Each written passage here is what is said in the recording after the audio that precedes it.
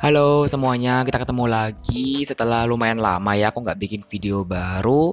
Dan di sini nih adalah video pertama di tahun 2023 setelah video bootcast yang kayaknya beberapa minggu lalu udah pernah aku upload. Dan di video kali ini tuh aku bakalan sharing mengenai buku-buku yang sudah aku baca di bulan Desember tahun 2022 kemarin. Meskipun emang agak telat untuk baru upload di tanggal segini, tapi ya udahlah ya. Dan kalau kamu udah lihat juga episode kelima dari podcast kemarin itu, dan di situ aku juga udah kasih tahu kan kalau di tahun ini nggak akan ada wrap up lagi. Dan emang nggak akan ada wrap up untuk bulan-bulan di tahun ini ya. Jadi aku emang sengaja gitu untuk genapin. Jadi yang terakhir itu adalah wrap up untuk bulan Desember tahun 2022. Dan jumlahnya lumayan sih, jadi nggak usah lama-lama lagi. Langsung aja kita mulai ke videonya. Nah, buku yang pertama yang aku baca itu adalah Winter in Tokyo, When Another Winter Comes, yang ditulis oleh Ilana Tan. Ini tuh sebenarnya novela dari cerita Winter in Tokyo yang mungkin kalian tahu juga ya. Aku lupa nama serinya itu apa, kalau nggak salah season apa gitu aku juga agak lupa ya, mohon maaf. Dan intinya aku baca ini tuh dari pinjam dari perpustakaan sekolah. Dan aku emang waktu itu menyadari kok agak beda ya Winter in Tokyo-nya.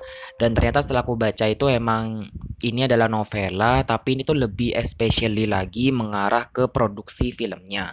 Karena emang di sini Winter in Tokyo sudah difilmkan, dan di buku yang ini tuh lebih mengarah ke bagaimana proses produksi filmnya itu sendiri, bagaimana pemilihan castnya gitu kan.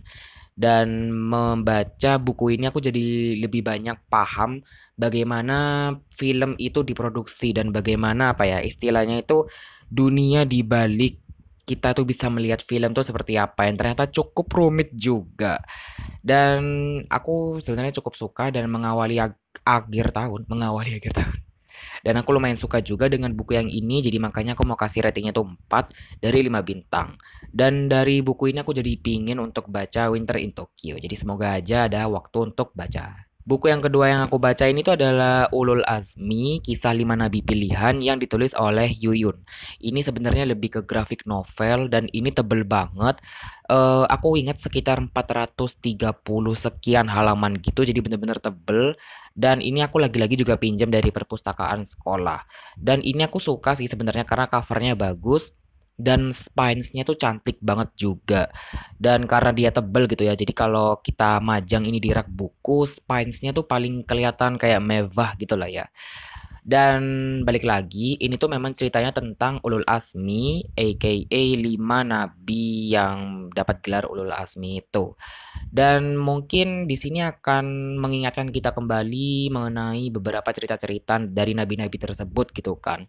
Dan mungkin akan ada versi yang mungkin ditambah atau mungkin yang kok kayaknya nggak pernah dengar yang kayak gini ya gitu di dalam graphic novel yang ini. Dan itu juga yang aku dapatkan ketika membaca graphic novel yang ini. Karena mungkin karena kita tuh seringnya kan mendengar cerita Ulul Azmi itu versi tulisan gitulah ya atau dengar aja. Jadi kita nggak tahu gimana penggambaran suasananya, tokohnya dan hal-hal yang mendukung ceritanya itu. Dan karena ini graphic novel, otomatis kita akan tahu bagaimana kondisi pada zaman tersebut gitu kan. Dan di sini sayangnya aja ya banyak banget typo-typo yang cukup mengganggu ya lama-lama. Awalnya sih kayak oke lah nggak apa-apa gitu kan. Tapi kok ini kayak banyak banget kayak sengaja banget gitu dikasih typo. Aku nggak tahu kenapa ya. Kayak ujung-ujungnya tuh kayak sengaja dikasih typo menurut aku. Kayak jatuhnya kesannya itu kayak sengaja typonya. Dan bahkan beberapa typo tuh cukup fatal. Ya aku nggak perlu kasih tahu fatalnya kenapa. Intinya kayak ini typo parah banget sih. Intinya kayak gitu. Dan aku untuk gambar sebenarnya suka juga. Bahkan di sini gambarnya lumayan unik juga menurut aku. Dan untuk seporsi 400 halaman ya, menurut aku untuk cerita Ulul Azmi secara full 5 nabi itu masih agak agak kurang sih ya. Menurut aku lebih baik kalau dipisah aja sih. Jadi satu nabi mungkin satu buku aja gitu. Ya mungkin untuk mengurangi biaya produksi atau something like that. Tapi menurut aku nggak kenapa di bagian akhirnya tuh agak kayak terburu-buru gitu. Dan aku udah pernah review juga di blog, nanti kamu bisa cek di kolom deskripsi. Untuk yang ini aku mau kasih ratingnya tuh 4 dari 5 bintang. Selanjutnya di sini aku membaca Keros dan Batozar karyanya Terelie. Ini adalah buku keempat setengah dari serial Bumi yang kayaknya udah lama banget aku nggak baca. Terakhir baca itu sekitar September tahun 2021. Dan kita bertemu lagi dengan Ali, Raib, dan Sally di dalam buku yang ini. Anyway, kalau misalnya kalian mendengarkan seperti suara-suara tukang proyek gitu, mohon maaf banget emang sebelah rumah lagi membangun rumah. Jadi ya kalian akan mendengarkan noise-noise ASMR dari para tukang. Balik lagi cerita yang di sini tuh emang seru banget. Ini setting tempatnya sebenarnya di bumi sih. Jadi makanya aku lebih suka dan adventure-nya lebih kerasa dan kita akan bertemu lagi dengan tokoh-tokoh yang udah lama nggak ketemu ya karena emang mereka ini base-nya ada di klan bumi gitu kan. Dan aku pokoknya suka banget di sini menghadirkan dua cerita ya. Jadi ini ada bagian Keros dan juga bagian Batozar. Pokoknya seru banget sih. Di sini kalian akan menemukan tokoh-tokoh baru dan menemukan perjalanan baru juga. Pokoknya aku mungkin karena saking kangennya ya, jadi aku nggak bisa cerita terlalu banyak juga. Dan kalian mungkin di novel yang ini juga bakalan setuju kalau ini cukup memorable dan cukup bikin terharu juga. Dan untuk ratingnya di sini aku mau kasih rating 5 dari 5 bintang. Oke, untuk Keros dan Batozar ini itu sedikit banget pernah aku singgung di video book tag yang birthday booktube tag kalau nggak salah. Dan di situ aku kasih tahu emang kalau Keros dan Batozar ini menjadi best bookku, salah satu best book gitulah ya di tahun 2022. Selanjutnya di sini aku membaca karya lain dari Terelie yaitu Daun yang Jatuh Tidak Pernah Membenci Angin. Dan ini tuh semacam jadi wishlist aku juga dari lumayan lama dan kebetulan banget nemu buku ini di perpustakaan sekolah gitu kan.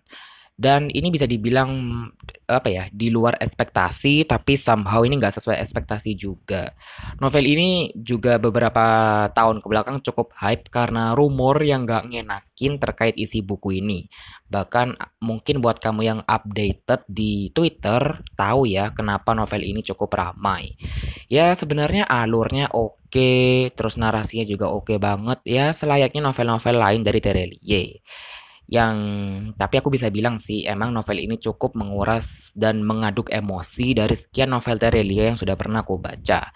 Untuk review ini udah pernah aku post baik itu dalam bentuk video, nanti kamu bisa cek atau dalam bentuk tulisan di blog. Jadi ada dua versi nih. Jadi kamu bisa cek yang mana aja bebas. Dan untuk penilaian di sini aku mau kasih ratingnya itu 3,8 aja dari 5 bintang. Tapi tetap aku rekomendasikan buat kamu yang mungkin lagi cari bacaan yang bikin gregetan gitu lah ya. Judul selanjutnya yang aku baca yaitu Hello Selo karyanya Nadia Ristifani.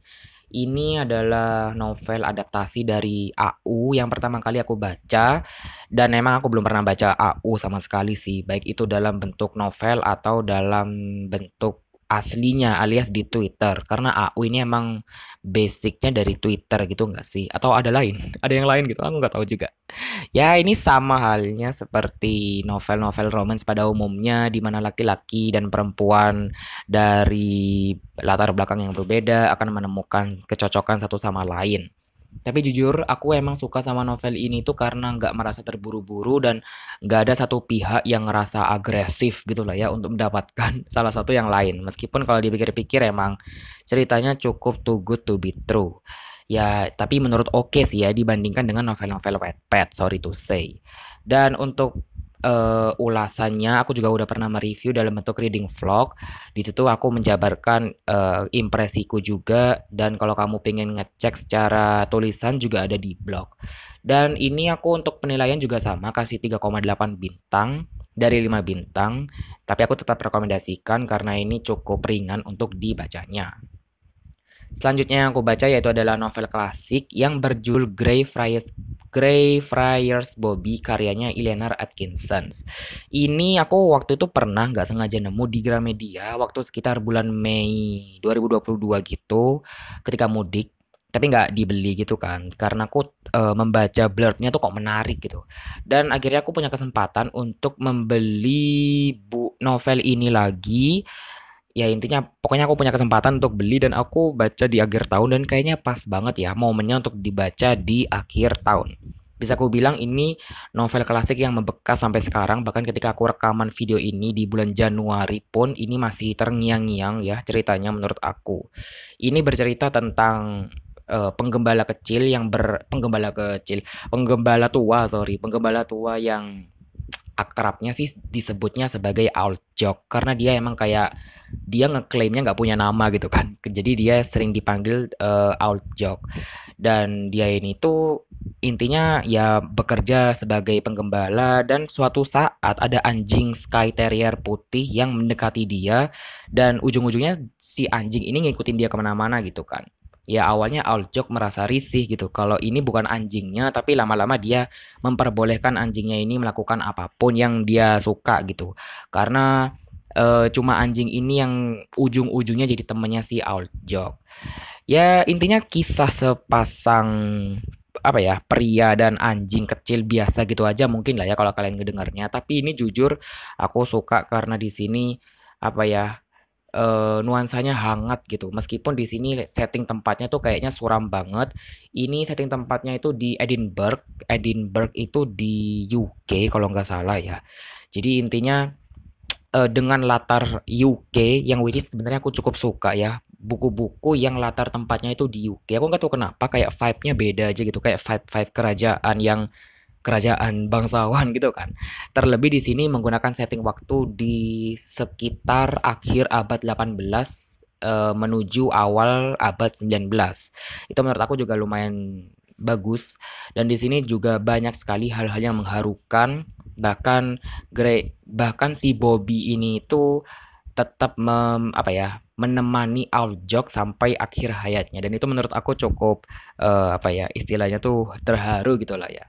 Dan ketika aku Google, ini ternyata ada semacam kisah nyatanya gitu. Jadi kayaknya si penulisnya ini memang mengambil dari kisah nyata yang dikembangkan dengan imajinasinya sendiri. Tapi ya cukup oke. Ini kayaknya aku ngebahas novel ini doang di video kali ini, tapi ya ya udahlah ya. Ini aku udah pernah review juga di blog, jadi kamu bisa cek di situ dan ini aku mau kasih ratingnya 5 dari 5 bintang karena emang aku suka banget dan ini pokoknya benar-benar berkesan deh di tahun 2022 kemarin.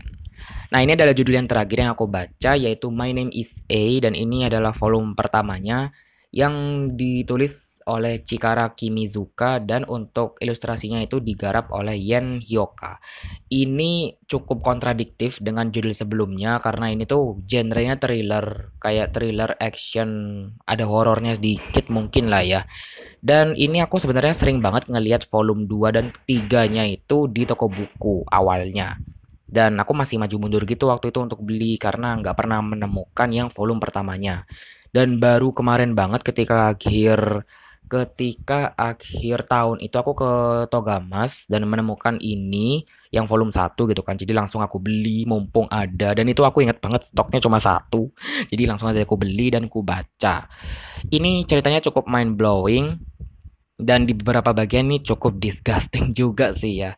Ini bercerita tentang Takashi yang membunuh wali kelasnya sendiri dan di sini ada satu temannya yang bernama Sasaki yang menjadi saksinya gitu.